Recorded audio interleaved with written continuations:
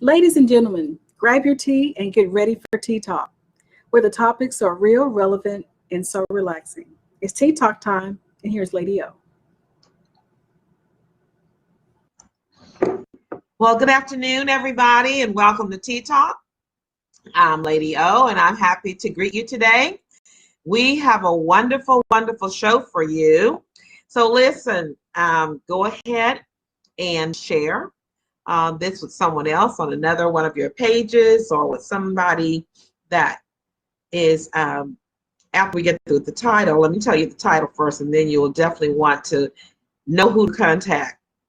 And pretty much it's everybody. Let me ask you a question.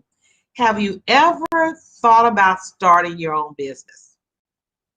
I know I have many times growing up as a little girl, I thought I want to own my own business. And especially when I started working in the workforce as a young girl, and everybody's telling you what to do. And you got these supervisors, it's like, I want to be my own boss woman. I want to start my own business. Or maybe you thought about from your church or from just your entrepreneur position of starting a 501c3. Well, our guest today is going to talk to you and give you all the information that you need to really do it right and go ahead and give you the courage to start that business or to start that 501c3 the right way. So go ahead and start sharing with some of your friends who you know who have businesses and they are not running it the right way. They need some help or they're thinking about it. And even if they're not, I always like to tell people you need to have this information in case you ever do decide you want to do it or you want to partner with somebody. So you will do it the right way. You will be successful and you won't get into any trouble with IRS if you know what our guest is going to be teaching you today. So like I said, go ahead and have some other people sign on. Let them know that they need to see this. They need to be able to help. Even your churches. Some of your churches are wanting to start 501c3s, and they've got the one for the church, but they need to have a nonprofit that is community oriented. Well, this is the place that you need to be where you can learn all that. So let me go ahead and introduce our guest for today. She is phenomenal. I mean, I believe God called her to this as I have known her for many, many years. Too many years to talk about because then we'll start to date ourselves and tell you how young we are, right? We're not about to do that. But anyway, she's none other than Chris King, a very, very wonderful person and dear friend, as well as one of the members of First Metropolitan Church. And she has been there for a long time. And since I've known her, her whole thing has been about starting businesses. And she is an entrepreneur, very creative and smart, talented, and she's generous. That's the other thing. She's so generous with herself and her knowledge that she wants to help. So she's a teacher. She has not only started her own businesses, and I'll let her tell you about them, but she's also great with accounting and numbers, which I am great with being creative, but numbers I'm not. She is. She knows a lot about the law with the state of Texas. So, and some other states as well. And she's had some companies in other states. But she just one that's always starting something new, and she has perfected it and started another business of advising and helping other people with helping them get started. She has worked for the Small Business Association and helped so many people. So without further ado, I want her to introduce herself by telling us more. So let's welcome Chris King to Tea Talk. Hello, Miss Chris. Welcome to Tea Talk. I'm so happy and honored that we finally got you on here. We've been trying to get you on here, about a year? And the times kept not jiving with us. But welcome, welcome, welcome. Tell us about yourself and what you're doing. Thank you for having me. Well, thank you. Hello, everyone. God, oh man. First of all, I've been with First Met when they first moved into the new, the location they're at now. So 1999, wow. Something like that. 98, I think. 98, yeah. Sent by Pastor Stevenson when he took a pastorship in San Antonio. and I've been there since. Yes.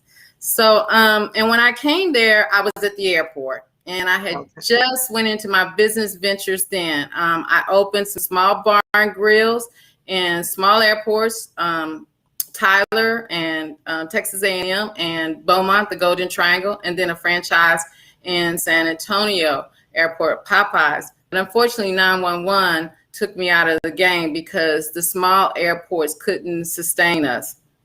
So I switched over to using my trade that I am already skilled in, is accounting. So I went into nonprofit with Northwest Assistance Ministry, and I was there for a while as their grant accountant, and then went over to Small Business Development Center as a business advisor. And the whole time I had my business and on the side, and I still have it.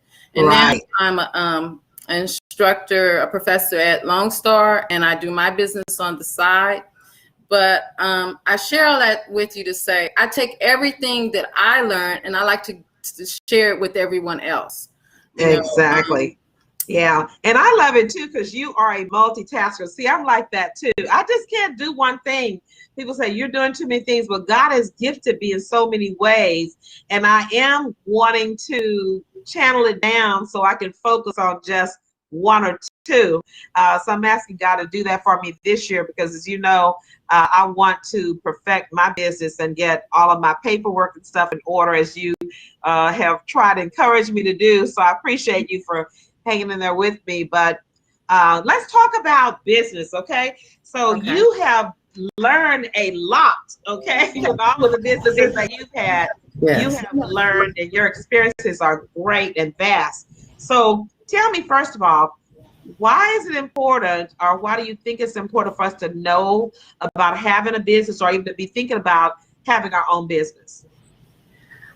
Well, first of all, it's important to want, if it's in your heart to want to, passion to have your own business, then yes, go for it. My mother was an entrepreneur. She had her own business on the southwest side of town, a little boutique. And that's how I grew up. She was at West Belford and Willow Bend. Oh, really? Yes. And it was a little shop. She did wedding dresses, and I helped her get the HISD contracts for drill teams. She did the costumes for the Jewish Community Center.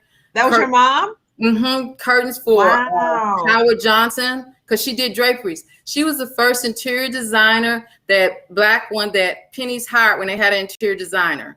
So my mom too. You got it from your mom. See, my mom had a cake business. And she made wedding cakes that were as tall as me. And on the side, that was her side business. But she also was a nurse. But she always was thinking and being creative and having her own business. So your mother inspired you to do that. Yeah. So being a business woman, what advantages does that give you? For being even a Black businesswoman? I know there are a lot of perks and things they give for Black women who want to go in business and who are on their first business. Yes, there is a lot of perks now for Black women that want to go in business. In the beginning, it wasn't. I remember the challenges my mother had to go through. What she had to do to learn to play the game, so that she can get those contracts. How much it cost her, how she always had to prove herself. But the thing is, what I did learn is, at the end of the day, it was my mom putting her stamp on something that she wanted to do. And that is what I learned from her and then also she created jobs. See, when you're a true business owner, and after you get it and you start going into business, then you learn that your responsibility is to create jobs and put income and everything else back into the community. Because when you start pouring into the community, they pour it back into you. Right.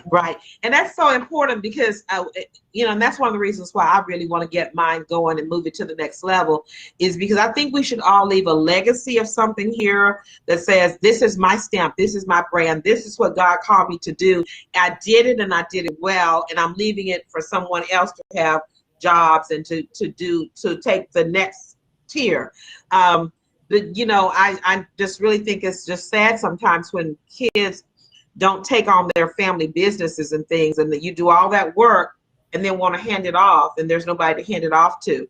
So I think that kind of moves us into how do we structure this business plan or this 501c3 correctly so that we can do those kind of things and leave a good legacy from our business. So I know you've got some presentations for us, and we want to hear what you have to say. So I'm going to be quiet and just ask questions. So why don't you go ahead and take it away with your PowerPoint, and that's going to answer a lot of our other questions. Okay. So we're going to talk about starting a non-business. And when you start a non-business, a nonprofit business, it's still a business. A lot of people don't realize that. So we're going to cover today. There's a lot we're going to cover. Try to get through it because I'm going to ask questions in between. And Lady, I'm sure you will tell me when time is up. Okay. But the slides will be available. So if we don't get through it, you'll have a point of reference. Okay. So today we're going to talk about what is a nonprofit, the difference in a nonprofit, and then also identifying the needs, the passion that you have, if it aligns with the needs of the community. We're going to also tell you that you have to be able to clarify your purpose of your nonprofit or your business, your passion, and then put it in a business plan. Then build your team. That's very important. Don't do it by yourself. Build your team. Determine if you're going to have a board. Now, if you're a nonprofit, you need to determine if you're going to have a working board or governing board. But if you're a small business, you need to surround yourself and create a board. People that are on board with you to help you grow your business. In a nonprofit, you need to differentiate between a board versus a staff. Finally, you register with the state and then the IRS. Okay. From there, you draft a fundraising business plan. And that's, a fundraising plan based on your business plan. And that's important. So you're not all over the place, trying to get everything. Okay. Let me make sure I'm following you right. So now, because this is something you can start a business with or start a 501c3. Yes. You can start both of these from this information that you're giving us. So you don't need to be having a business and you don't have a business plan or a 501c3 information. Right. And so once we get through the information you're giving us, we can go either way to go ahead and start the business with it or start a 501c3. Yes, you can. Okay. Because what you can do if you're a business first, and I'll give you an example. I'm the treasurer of the Tomball Farmers Market and have been for 15 years. And we were a business. We converted to a nonprofit. Okay. And so being that we set up everything, we didn't have to go back and start over. We just converted and was able to use our articles for that. Right. Okay. And I'm sure you're going to probably let us know, but I know there's a lot of benefits of having, some people start a business and they don't know that there are a lot of more benefits along the way if you have it underneath a nonprofit as opposed to a business with the taxes and all of the fees and so forth. So that's really important, whether it's a business or nonprofit. And yes, you might decide you want to do the nonprofit, because you can still make money from a nonprofit, right? Yes, if it's applicable. Okay, because some things can't be converted to a nonprofit. Okay. And we'll talk about that. Okay, go ahead. Okay. So we're going to set up shop and we're going to outline the cost of the programs for your nonprofit. Going to make sure you're in compliance. Okay. And then I'll provide some references. Okay. So let's start with, first of all, what is a nonprofit? Okay. So a nonprofit is a non-business entity. And a lot of people think when you say nonprofit, they think it's 501c3, but not necessarily. There's a not-for-profit organization. There's a nonprofit institution, okay? The benefits of being a nonprofit is, of course, the tax exemption that Lady O was talking about, status that you get from the IRS. But you can be a nonprofit or a not-for-profit. And if you have not applied for that tax exemption from the IRS, you're just a nonprofit that doesn't get the tax exemption. And we'll go into that later. Okay. It's very important. It's a lot of papers you have to file to get to that status. Okay. But the bottom line is nonprofit businesses are focused on a mission. They have a social cause, a shared goal or a mission, okay? They're not operating to make a profit, but they do make a profit. There's a difference. They're not operating to make a profit, but they do make a profit. It's what they do with the profit afterwards, okay?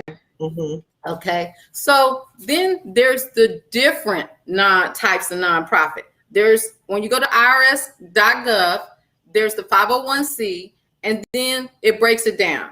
The not-for-profit organizations exist for private focus groups, such as Black Lives Matter, the Homeowners Association, Interfaith Chapel Ministry. Well, no, that's not. Labor unions, okay? Chambers of Commerce, some child care related organizations, or different 501. As you can see, there's a 501c5, 501c6. They get these tax exemptions, but a different way, okay? So they have to apply differently. The difference in the 501c3, though, is that it's a nonprofit that's divided into two main types: a nonprofit organization as a charitable or as a public foundation, okay? I'm sorry, next slide. As a charitable organization, there's the public charities like RCDC, but then you might find out that Shell has a foundation, okay? They fall under a different nonprofit, they're public foundation, whereas RCDC is a public charity, okay? Their goal is the same though. It supports the general public and organizations and government organizations is tax deductible donations, but the difference is foundation give grants, okay? And nonprofits, we receive from charities and government and public and private sectors, okay? Okay, let me make sure I got the right. So the foundations give the money out. Yes, they distribute, but, yes. To charities, and charities distribute it to whatever it is that their purpose and goals are for helping people. Okay, is that kind of right? Yeah, a perfect example is, okay, the pandemic.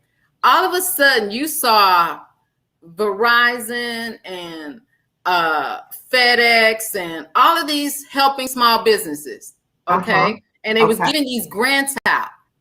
They was doing it through their foundation, okay?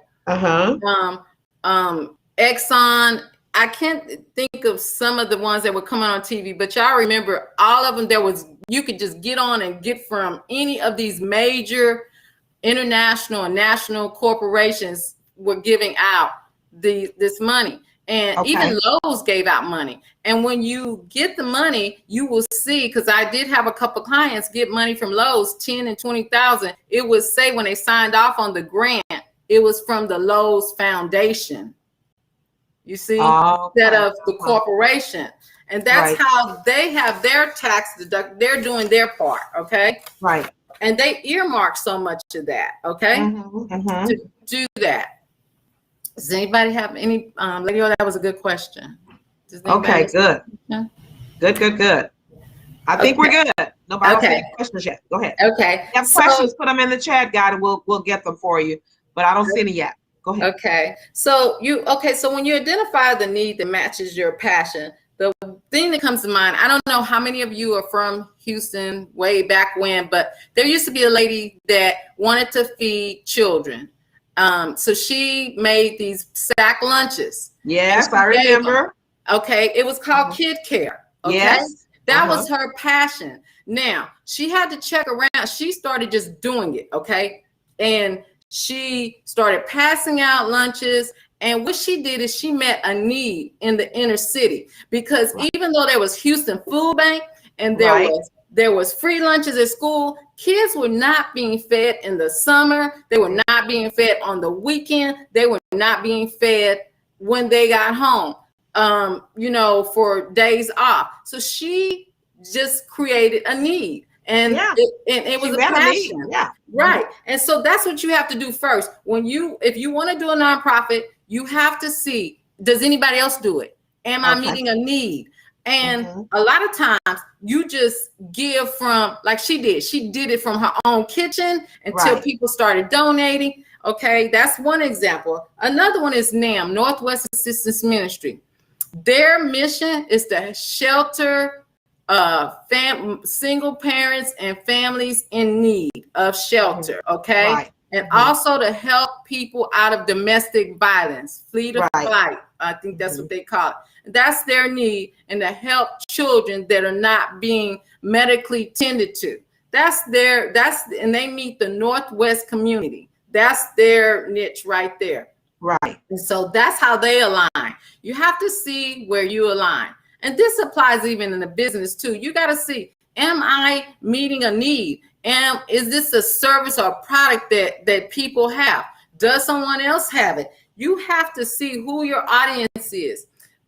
What's different in a nonprofit and a business is, in a nonprofit, you have to make sure that it's not other organizations out there doing it, because if there is, then you won't be able to get the nonprofit classifications and everything you need, because there, foundations and the government's already saying, oh, we already have that. So oversaturated, yeah. Right. It's not meeting. So it's got to be a need. Right. Yeah, so it's not a need. You got to make sure that need is already been met, already saturated. One example of that is that we used to do the school supply. And we were doing that before anybody was doing it really big. And then George R. Brown started doing it. These different big nonprofits started doing it. It was like people weren't coming to pick it up, not because there wasn't a need. It was just that somebody else was meeting that need in a bigger way than we were. So we said, okay, let them have it. It's no sense in us opening up and we're packing out maybe 25, 30 backpacks when we got 200 here, and people they're going somewhere else to get something else, a bigger place. Yeah. You got to reevaluate too, make sure you're still relevant. Yes. And so the easiest way to do that is do a SWOT analysis. You even do a SWOT analysis on your business. And a SWOT analysis is your strengths, your weakness, the opportunities and threats. Now, everybody will say, well, I'm the only one doing this in the whole wide world. No, you're not. Trust me, God blesses so many people with the same gift. It's that some people just don't jump on it and other people do. So you got to make sure that somebody else didn't already jump before you did. Or are they just servicing something over on the east side and you need to service somebody on the north side? So you need to see, do a SWOT research. Okay. Research. So you got to make sure it's a need and research it. Make sure it's not oversaturated. Right. And then when you find them, check out their strengths and then say, wait, they're not doing this. I can do this. Check out their weakness. Well, they're weak on this, but I'm weak on this, and see how it lines up. And when you finish, you can say, you know what? I thought I could do all of this, but really, there's nobody servicing this little bit over here. Right. And that's how it starts. Okay. Very good. Find your purpose and your mission. Okay, good. That's right. Who you're gonna serve? What is the need that you offer? Yes. Okay. So after you do that, what you've done there is clarify your purpose, clarify your mission. You're able to move forward and start. You know what your purpose is, and why is that important? Because when you get into business or nonprofit business or regular business, there's so many people that are going to come and have their suggestions on what you should do. And if you are not clear on your purpose, you're going to take on whatever they suggest. All over the place, trying to do everything. All over the map.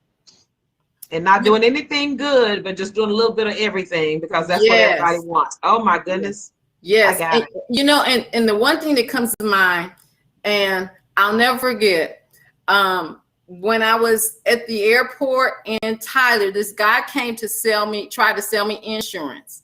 So he hands me a card and he starts telling me all about his insurance, but he flipped it over and says, but I also do this. Goodness. He had a whole different business. Wait a minute, it gets better.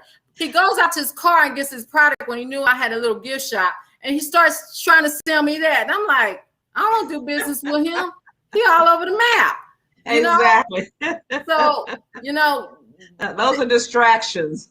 Those are distractions. You need to know your purpose so that you can get into writing your business plan. And I know when I say business plan, everybody goes, oh, so yeah.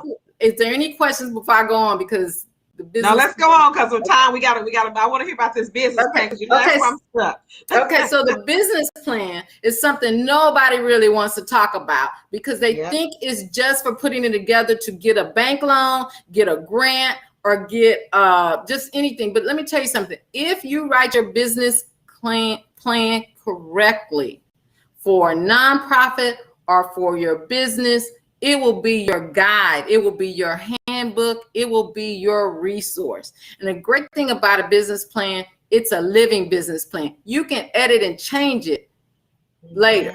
Okay. So to start off, you need to because things change and needs change. Yep. Yeah, you need to edit it. I see somebody put, why do you need a business plan? I'm so glad you asked that, Shelly, because let me tell you this. Okay. Anybody that knows me at first knows that I get lost if I don't have a map. Okay. A business plan with running a business or nonprofit is like riding in the daylight with your headlights on, going down a ditch with no brakes. No brakes. Okay. No direction. You have no direction. No, where you going? You know, when to stop. You just going. It's that way. And I'm speaking from experience on this. I had surrounded myself when I did my businesses with people that I thought had my best interests. Okay. So they was telling me I didn't need a business plan. If I had a business plan, not just written for the banks, but if I had a business plan when 911 hit at my airports, I know there would have been a different outcome. I would have picked it. Wow. I know that. Right. So long ago we would say it would be your roadmap. Today we say a business plan is your GPS. Yes, it is. Yes, it is. Got it. So let me tell you, in the business plan, okay, what is a SWOT analysis again? Strengths, weaknesses, opportunities, and threats. Opportunities and threats. Oh, so that's OT, SWOT. Okay, SWOT. Strengths, weaknesses, opportunities, and threats. Yes, strengths, weaknesses, opportunities, and threats. Okay, got it. Okay. Thank you. Okay, so in a business plan, the last thing you write is the executive summary, even though it's the first thing that you see in a business plan. And the reason why it's the last thing you write is in a business plan, your executive summary, is because it's a summary of the entire business plan. And that's the part you can edit. You know, like if you need to take it to the bank, you can edit it. You can put, because the executive summary is going to give you the summary. It's going to tell you who, what, how, and why. Okay. Okay. The entire business plan. And if an investor is looking at it, if a contributor for an investor for our bank is looking at it, that's going to give them the information. If a contributor or a donor for a nonprofit is looking at it, it's going to give them the information. Okay. It's going to tell them what you need. Okay. Okay. But well, when you look at that too, if your executive summary tells who, what, when, where, and how, that's a small summary of who they want to get in business with. They're looking at that to see if they want to do I want to give this person a loan? Do I agree with who they are, what they're doing, where they're doing, and how they're doing it? That's what that executive summary. So it's so important to be detailed, but not all over the place with it. Exactly. And a business, okay, so an executive summary, also that's a good question. That's a good analogy of it, Lady O, because an executive summary to a bank is going to tell them all of that, but at the bottom it's going to say, and this is what I need from you. Or to an investor, it says, I am investing this much into my business, but I need this loan, or I need you to sponsor this, and this is how I'm either going to pay it back. And if it's a nonprofit, this is what I'm going to do with it. That's in the executive summary too. Okay. The reason why that is on top is because it's going to give them enough information to decide if they want to turn the page and keep reading. Exactly. I got it. So if that's not together, they are not going to even read the rest of that stuff. That's right. Okay. And that's why it's last, because you need to know everything else before you put the executive summary together. Okay. Okay. Got it. So starting your business plan, it goes back to pulling out your purpose and your SWOT analysis and writing your mission, your vision, and your values. Okay. Okay. And if it's a business, it's going to be your mission, your vision, and your values that you want to be the outline for your business. If it's your nonprofit, you want it to be your passion that you want to come through in your mission, vision, and values. Well, say that again. Wait a minute. Wait. Okay. Say that again. The difference is it's going to in a business, it's your cultural outline that you want for your business. Okay. But when it's a nonprofit, it's your passion. Okay. You know, it's still your passion in the business, but there's kind of a difference when you're presenting it to different. We're talking about two different communities you got to present it to. If you're a nonprofit and if you're a business. Okay. So in a nonprofit, I have bolded program, services, and impact. That's not going to be in a business plan. In a business plan, it's going to be products and services. Okay. But in a nonprofit, it's your programs, your services that you're offering, and impact. And let me just tell you like this. Okay, so Tomball Farmers Market, our business was to have a market for small farmers and small businesses to be able to come and sell their products and then and sell their products. Okay. Over the years, we developed relationships and everything. So now our programs we're setting up is to be able to go into schools and teach them nutrition and agriculture. Oh. Okay. That's our programs. Okay. And also be able to open up the markets to low income so they can buy nutrition at affordable prices. Also open up the markets to the backyard farmers that maybe are low income, but they have a little port and they can come and they can vend at the market and make extra cash. So we're teaching we're teaching enterprise, we're teaching nutrition, we're teaching all of that, social economics, all of that with our new programs. Okay. The impact is we're putting back into the community and we're raising up low income to hopefully middle class. We're educating them. We're also teaching nutrition.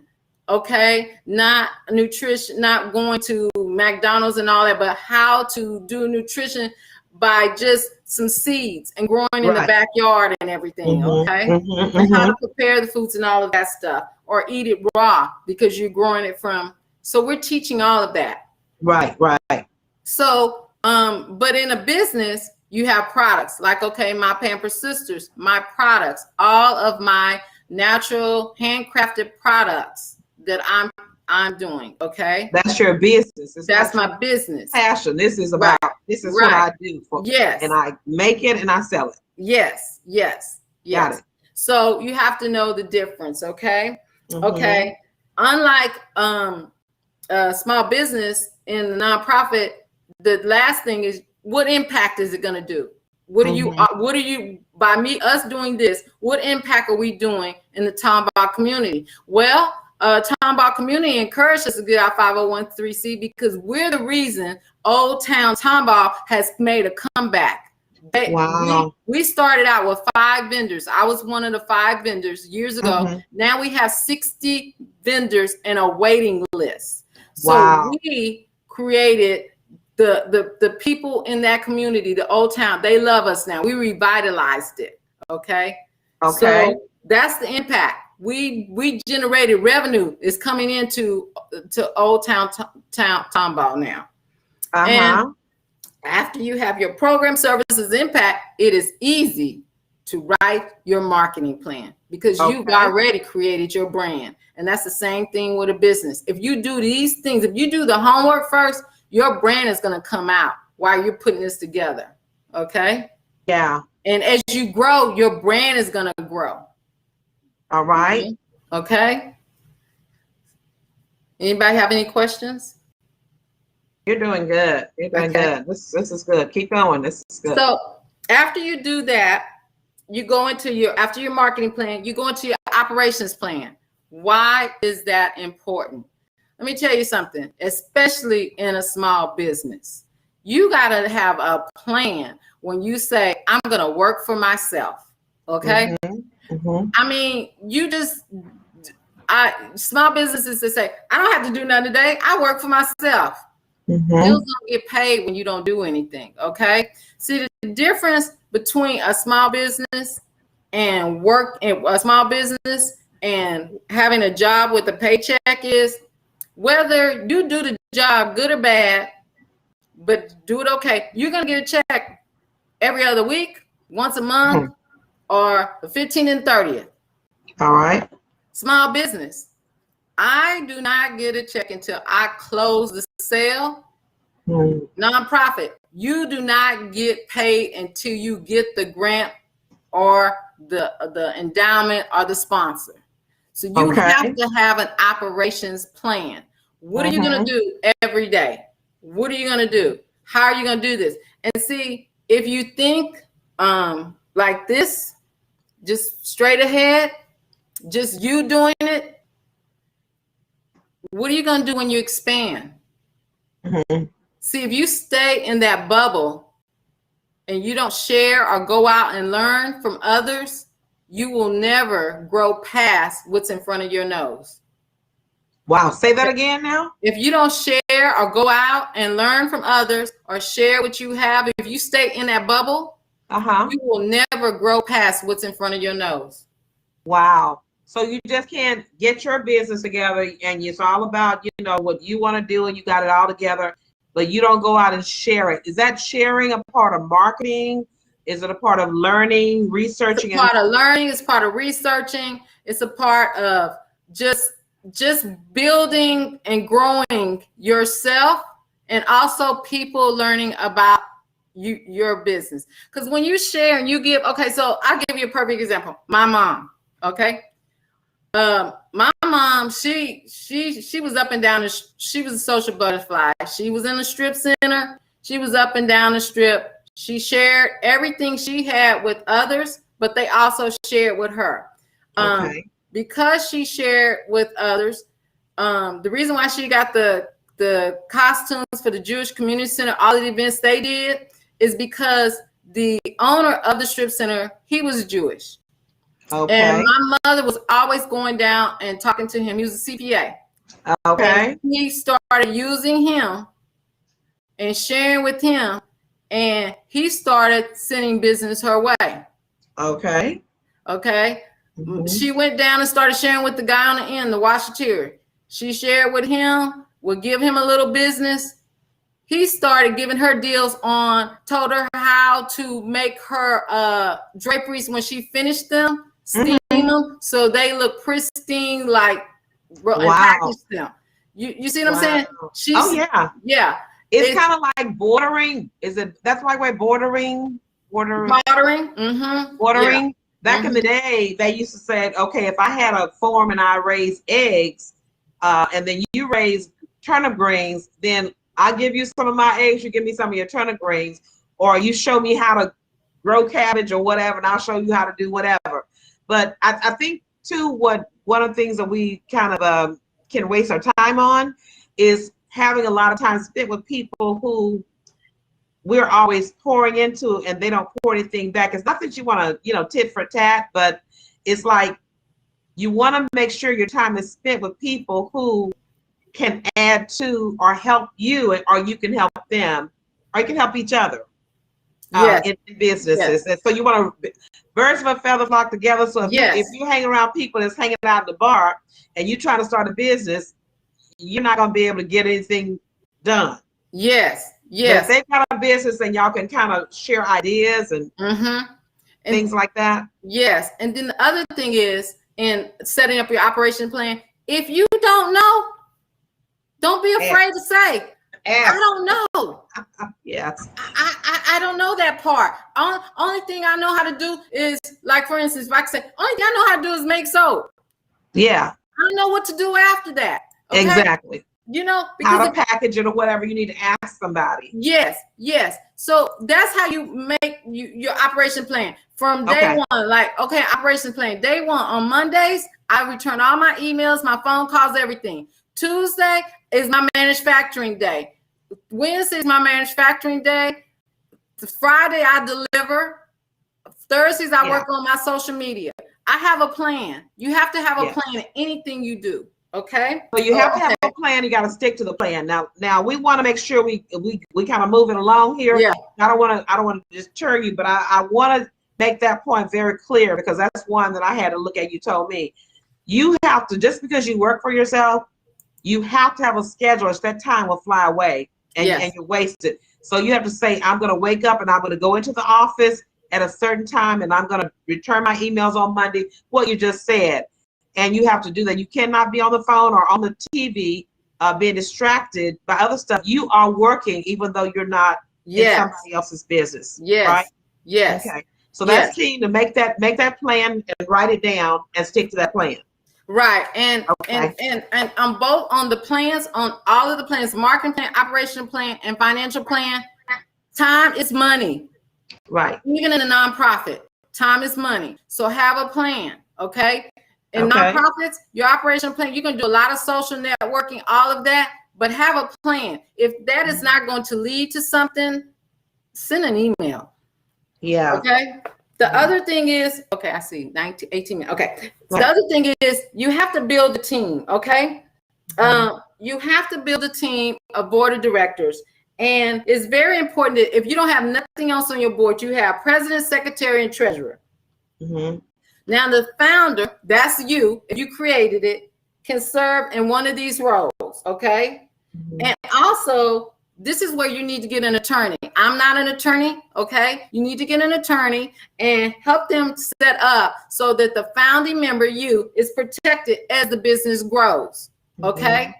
You know, so that as the business grows and more people come on the board and you set up your board, that if they decide it's going a different direction, you still are the founding member, and there's some compensation in there. And I don't know how they word it. I'm not an attorney, but that you're protected because you found it. Okay. Yeah.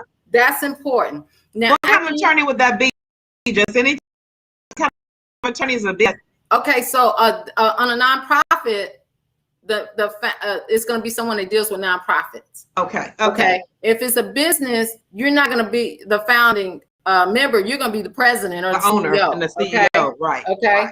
Right. And so once you do all of that, you get your articles in, you file with the state. Okay. Hold on. I don't want to get ahead of myself. The founding members should also be stated on a 1023 if it's a 501c3. That's very important. The founding member must be stated, must be on there. And this is really, really important. We're kind of moving fast, guys, but when you found an organization, just know when you get a board together, if you get the wrong people on that board, they can vote you out and take over your board. Okay. And I've seen that happen. And it almost happened to us. So that's very important that you put in the articles or somewhere in there how to protect that founding members, so that it will not be stolen away from you. Right. Somebody on the board, an evil gets on there and starts talking against you, and they vote you out. Yes. So you got to be so careful how you set that board up to protect. So that's well worth it to get that written, someone to write that in your bylaws and things. Yes. So when you're building your team, next thing you do is, after you build your team, you determine your board. Is it going to be a governing board or a working board? You don't have a board like that in a business. You're just going to have a board, you know, a president, a secretary, treasurer, and all that. But in a nonprofit, you have to decide if you can have a governing board and a working board. Now, most nonprofits start off with a working board, and then when they grow, they have two boards. They have a governing board, which sometimes they call an executive board, and they have a working board.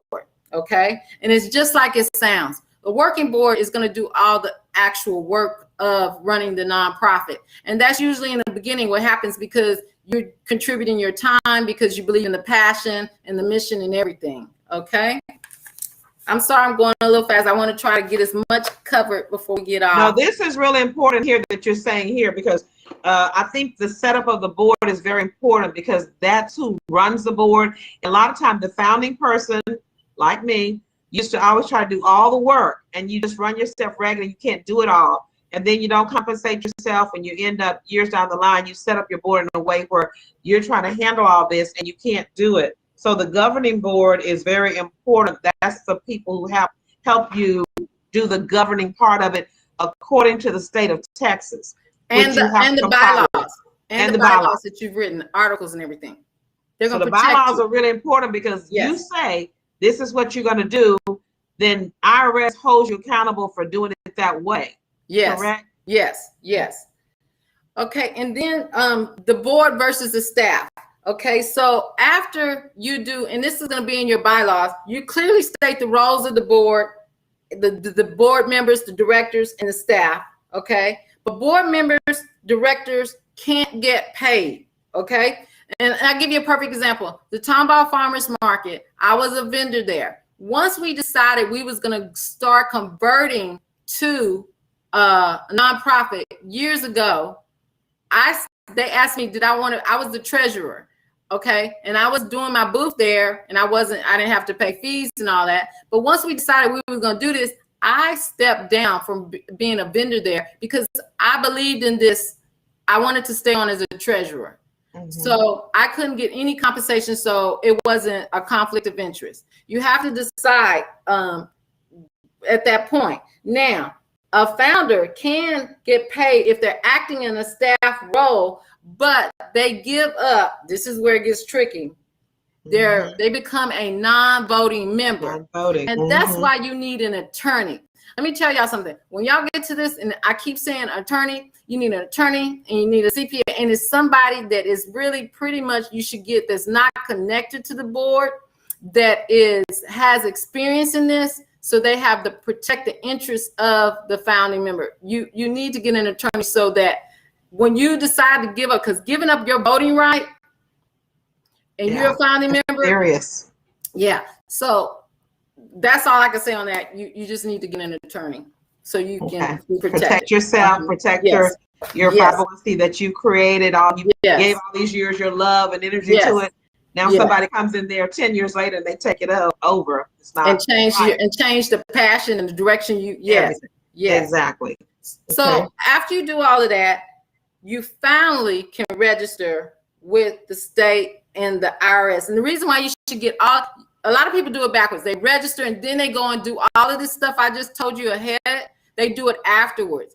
If you do all of this stuff now, your paperwork will go through much faster, because the IRS and the state, they will see, oh, this person has it together. They've been doing all of this. They have this paperwork. They have minutes. They can show everything. They didn't just put this together so they can get this grant that we have out here. Right. Mm-hmm. Okay. So you file first with the state, and then you turn around, you file a 1023 with the IRS so you can get your 501c3 classification. Okay. Now, once you do that, you draft a fundraising plan, because you've done everything else. And the fundraising plan, this is how you should do it. Base it on, in your business plan, your programs that you want to do. Okay? Because if you do that, then what happens is you only go after the grants, the endowments, and the sponsors and the foundations that cater to the program that you want. Okay. Then you don't have to recreate new bylaws, so you can don't try to fit into a grant so you can get the money, because it's not going to work. Because when you get a grant, when you get endowments, there's documentation you always have to present, showing that you're doing the mission and following through. So that's why your business plan is important. Then now, let me ask you a quick question that I know has come up before about grants. So you were saying find the grants that match what your passion or what you're doing.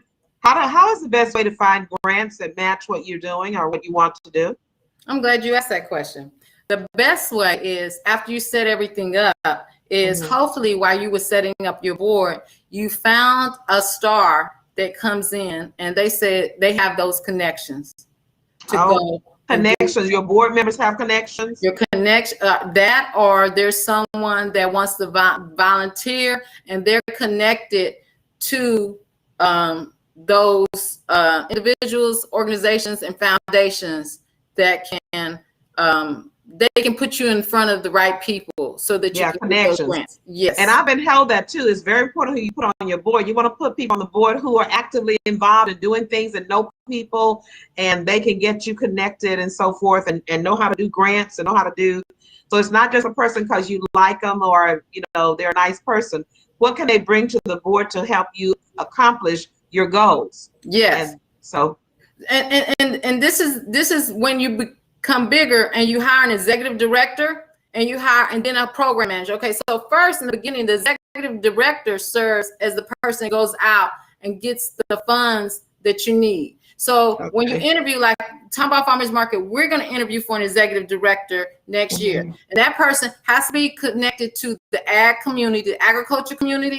They have to be heavily connected to the agriculture community because they'll know where all of the ag grants are that we need. Okay. And they have to also be connected to somewhere in the nutrition, children, all of that, because we those are the kind of programs we want. Okay. So then after we get to that point, and see, their salary is going to be based on what they can bring to the table, and their references are, when we look for someone like that, what they've already produced at other things. That's how you look for that person. Okay. Then, after you grow even bigger, you're going to need a program, because you're getting all these programs now, all these grants. You're going to need a program director that knows how to manage those programs.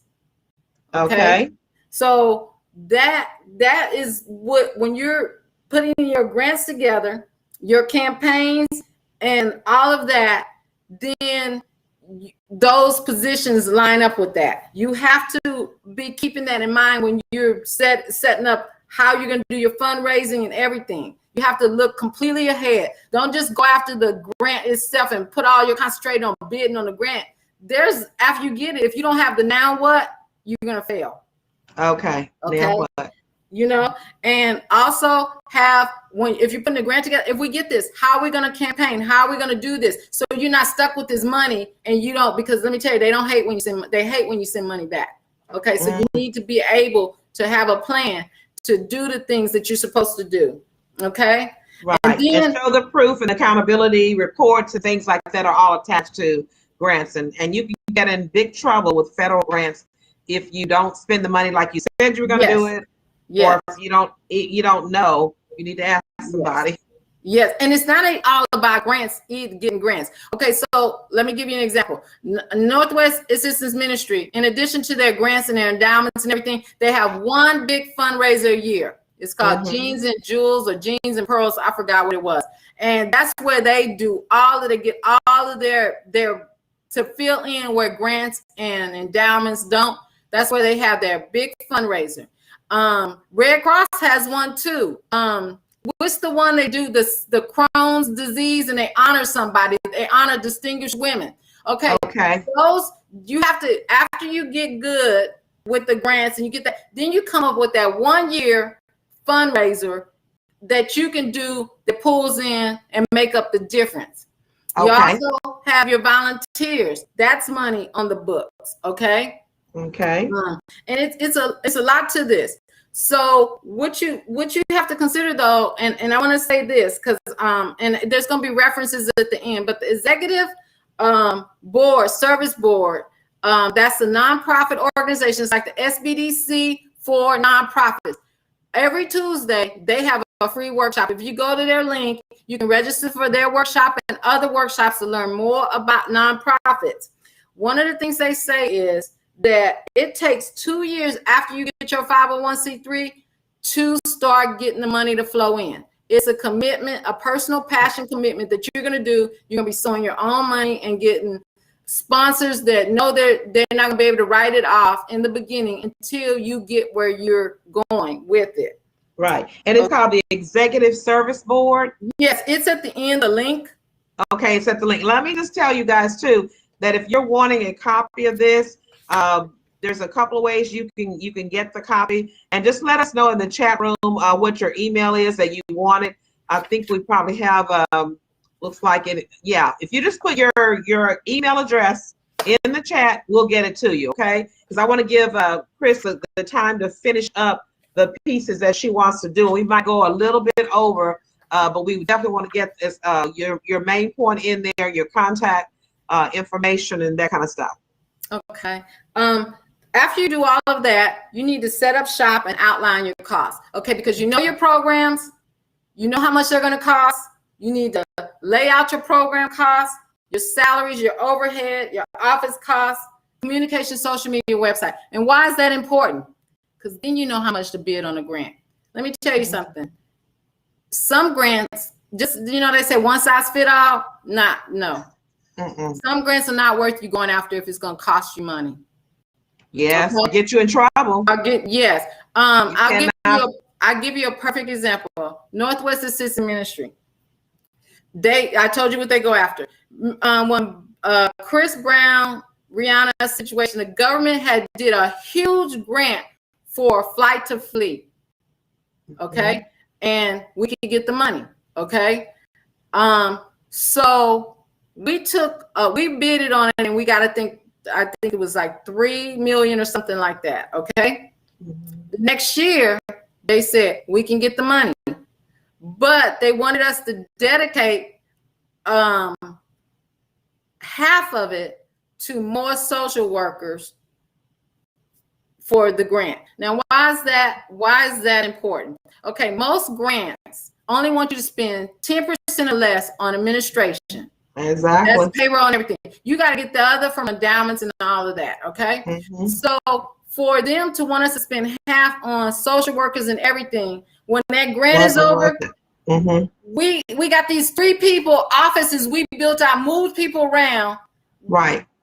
It's not worth it. You know? Exactly. It's not worth it. And some grants not worth it taking, is what you're saying. Just because a grant is there and it's a lot of money, it's not worth it. Your time and effort, especially if you cannot do it, or especially if they're asking you to do something unethical or something that goes against your beliefs and whatever, or that's going to cause you more headache than it is to benefit. It does not go back to your purpose, your original your purpose. mission, and your passion, and when you start going off the road. That's why a business plan is so important. Right. Let me tell you, it is so important because the IRS, I think that's the last one, compliance. Go ahead. You have to file a 990. Okay, you have to have board meetings and minutes. But more importantly, when I was a grant accountant, I was audited. I had audits at least once a month from Harris County. We had grants from Harris County, City of Houston, federal, and then private. And so once a month, somebody was auditing us. Okay. Wow. So every month when we received checks, I had to break down. I had a spreadsheet of general administrative overhead and administration. Okay. Like this, so much was the light bill went to this grant. So much of this salary went here. I had to attach all of those bills, go through the payroll roster, delete, highlight it, mark out everybody's names, but show their pay and how much went to this grant, how much went to that grant. It's work. It's a lot of work. And then people, and that's why I was going to ask you too, because we're getting close to the end. But I know you're doing accounting for your own personal real job, but so are you doing any consulting or personal one-on-one with people who might want to have? Because I know that's the biggest part, is setting up the budget and keeping the spreadsheets and things filled out, set up. And do you help people get their structure set up? I do. Okay. I take on clients, but I do limit. Like I have 4 now that I'm working with, and because I'm just doing their QuickBooks for their business. Right. But I do have like 2 that I'm writing business plans for. So first thing I always ask the person, when do you need it? If they say yesterday, I say okay. It was nice knowing you, huh? Right. I don't want to waste your time if you need it yesterday. Yeah. You should have called me last year. Yeah. But if you say, I have 6 months, whatever, and then my next question is, are you going to participate? Because let me tell you something. Yeah. It's your business. It's Yeah, your you gotta nonprofit, get in your there and business. work. I'm not going to Exactly. write your mission, vision. You got to tell me, help you. We get through it. You're going to have a finished plan when I finish, and I'll put the financials together. But there's some meat and potato that I'm going to need from you before I can From the season beginning. it. Yes. Exactly. And Yes. listen, guys, if you do, we have her website here, pamperedsisters.com, and she has some other products that she does in her own business. You can look at that. We'll have to have her back again to talk about Pampered Sisters. I didn't want to get off into that and get it confused with the 501c3 because I know we had so much to cover, but we did cover a lot, and I think we got a lot to go from. If you get all of these things done, then you're ready to start a business. But if you don't have these things done, you really want to reconsider actually starting a business. I have been very hesitant because I haven't done my work yet. And Chris has already told me what all I need to do. And like I said, I haven't done it. I'll admit I didn't do it. So I'm not going to waste your time until I get that part done. And so don't give up on me. I'm going to do it. I'm not. Okay. All right. Well, Chris, it's been my pleasure to have you today. You're an amazing, phenomenal woman. We want to thank God for you and what you do and get back to the kingdom. So listen, guys, if you want that information, if you just give me your email, we'll get everything to you. And you see her email is there. You can look her up. And if you look her up, then you need to have your stuff ready, and you need to be willing to pay for her services as well, right? Thank you, Chris. And thank you guys for joining me today. Remember, like, click, share, comment, and share this with somebody else so that they can start their own business, be an entrepreneur. And that's the way you're going to gain.